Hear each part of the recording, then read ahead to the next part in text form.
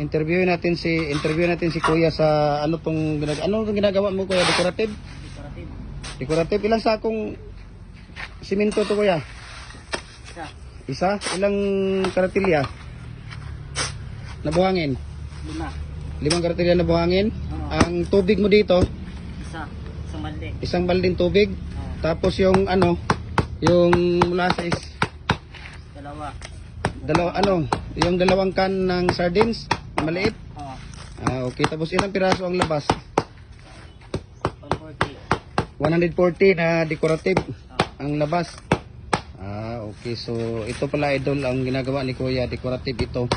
5 karatilya na buhangin, isang sako na simento, tapos 2 cans na sardines na maliit ang molasses, tapos 140 pieces ang labas.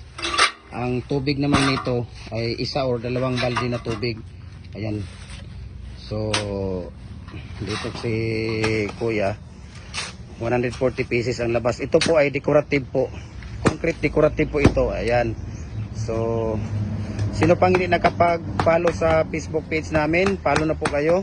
Gem Hardware and Coco Lumber Balulang Branch, at saka Gem Hardware Coco Lumber Kanituan Branch, at saka sa Facebook page ko Felix Tampagikan Jr. at saka sa YouTube channel ko. Ayan, thank you so much po sa inyong lahat. Ayan si Kuya. Ayan, itutuloy natin ito yung ginagawa ni Kuya. Titingnan natin si Kuya hanggang nito matapos. So ano pala ang sikreto nito, Kuya, para sabi nila malambot daw yung natin gawa. Sabi nila may yung gawa daw natin malambot. Ano pala ang sikreto mo dito? Kaya hindi sila naniniwala sa molasses. Yung pinaka-secret natin. So dapat ang pinaka-sikreto dito, idol, kailangan may bubong. Yan talaga ang sikreto ng paggawa ng mga products. Dapat may bubong ka, hindi nabibilad sa init. Ayan.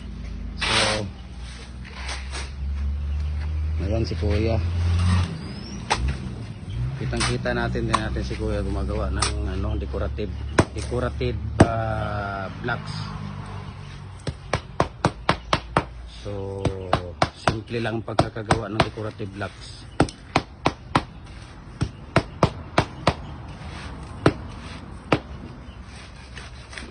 Magkano ang binta rito sa isa, Kuya?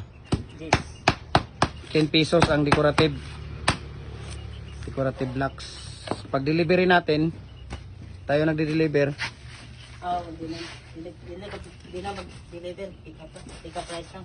Pick up price lang muna ang 10. Ayun, pick up price lang daw ang 10. So, 5 karatilya na buhangin, isang sako na Portland cement, 2 cans na sardines na yung maliit, ang molasses natin, isa or dalawang timba na tubig. Depende na sa kung kailangan dagdagan pa ng tubig, depende sa buhangin kung siya. So, kailangan ini-screen din yung buhangin natin. Anong gamit natin na buhangin dito, Kuya? Mixan? Mixan. So, ang gamit namin na buhangin ito, mixan. Yan, kung nakikita ninyo, mixan ninyo yung gamit namin na buhangin. Ayan. Ayun, painsa naman yun. So, dito tayo sa mga gawa ni Kuya. So, ano pangalan mo, Kuya? Kokoy. Malong. Ha? Kokoy. Malong. Malong? Ayan, si Kuya Kokoy Malong. Ayan, tingnan natin yung mga gawa ni Kuya dito na mga matigas na. Ito, mga decorative yan. Ayan, yung decorative. Tapos bar. Ayan, decorative. Mag-drop test nga tayo dito sa mo, Kuya. Kuha ka nga ng kuha ka nga ng isa niyan, Kuya, yung matigas. Tapos itapon mo dyan kung mababasag ba o hindi. Yan ang gusto nilang mangyari eh. Magda-drop test tayo. Sige, kuha ka ng isa, yung season na. Yan. Season na ba yan? O bago lang yan? Bago lang ba yan? Itza? Oo, itza na rin. Sige, itza, tapon mo dyan. Ayun, di pala nababasag. Sige, ulitin mo, Kuya. Ulitin mo, tingnan natin yung kasi nag-ano sila ng mga bar breaks natin kung yan. Sige, tapon mo dyan. Ayun. Sige pa, magtapon ka pa ng isa. Sige. Ayun. Sige pa, tapon ka pa nga ng isa. Ayun, sige, kailangan talaga itapon ng sige nga, mo daw, ganun, ihagis mo daw, Kuya. Doon ka para makita kita. Doon ka, Kuya. Doon ka para makita kita sa pagtatapon mo. Ayan, sige, bilis, ilabay, itapon, sige, ganyan. Ayun. Wala, hindi basag eh. Yan pag mga season na talaga, hindi basta-basta mababasag yan. Hindi mababasag yan. So this is a secret. So hindi natin to hindi natin ipagkait yung sikreto natin dito.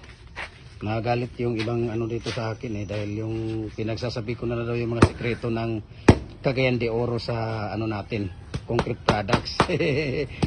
So yan. So kitang kita kung paano ginagawa ni Kuya ang decorative. Yun o. Decorative na ginagawa ni Kuya.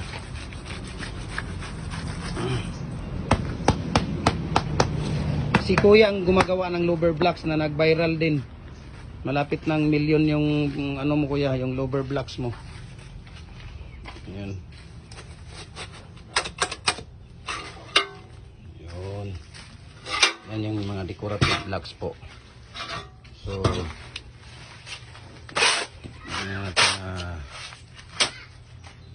natin si Kuya dito sa decorative blocks niya.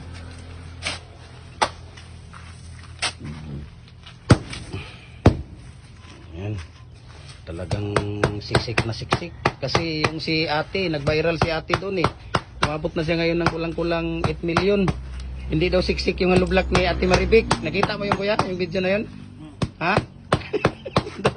Ang daming baser doon. Ang dami nating baser doon sa kasi sabi ko sa kanya, bilisan mo kasi 1 minute and 30 seconds lang yung content natin na pwedeng i-upload sa kaya binilisan ni Ate Maribik. Sus Maria Josep. So nag-viral, hindi daw siksik yung pero actually hindi yun talaga ang ni Ate Maribik, no? So pagpasensyahan nyo na lang si Ate kasi nga sabi ko sa kanya kailangan niyang mamadaliin yun. So kaya minamadaliin niya yun yung paggawa niya ng hollow block niya na number 4. Nag-viral lang ngayon yun, 8 million na, sobra na yung niya. So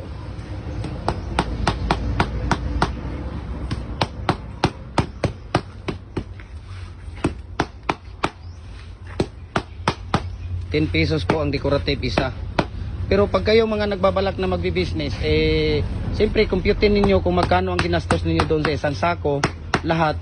Kailangan mag-a-add-on din kayo. Mag-a-add-on kayo ng para profit ninyo. Sa add-on ng profit, hindi bababa sa 35% o 60% ang i-add-on ninyo sa profit ninyo ng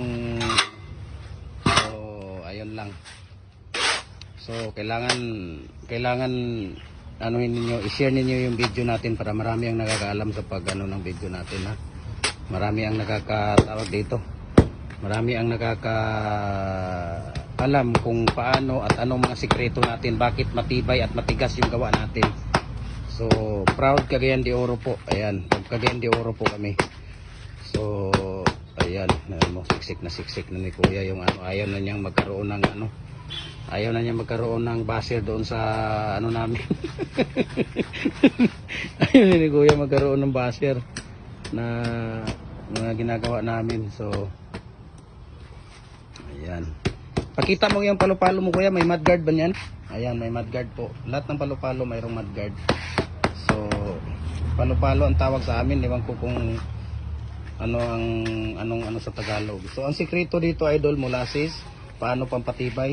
Kailangan may bubong. Ayan, may bubong. Ang nilalagyan niyo dapat may bubong. Hindi siya naiinitan, hindi siya direct sa init ng araw. 'Yun ang pinaka-secret doon, idol lang. So please take note for this. Kailangan may bubong. Kailangan hindi siya direct sa init. Pag nagdidilig, kailangan puti na siya. Puti. Huwag kayong basta-basta magdilig ng hindi pa puti at hindi pa tuyo yung ginagawa niyong concrete products. So please subscribe sa YouTube channel natin, Felix Tan Pagikan Jr. Sa Facebook natin, account, Felix Tan Pagikan Jr. Sa Facebook page natin, Jim Hardware and Kukulamber Balulang Brands at saka Jim Hardware and Kukulamber Kanituan Brands. Ayan, thank you so much po sa inyong lahat. No, i-share niyo yung video natin para marami tayong matutulungan na magbabalak magbi-business, yung sino pa magbi-business or yung nagsisimula na o nagbi-business na, at least meron na silang idea yung nila nadadagdagan. So ako nga nung ako nagsimula nag-business, wala talaga akong idea. So please, sabi ko pag magkaroon ako ng business, i-share ko ito kasi nahihirapan ako nung una eh. So please, thank you for watching mga idol. God bless us all. Bye bye.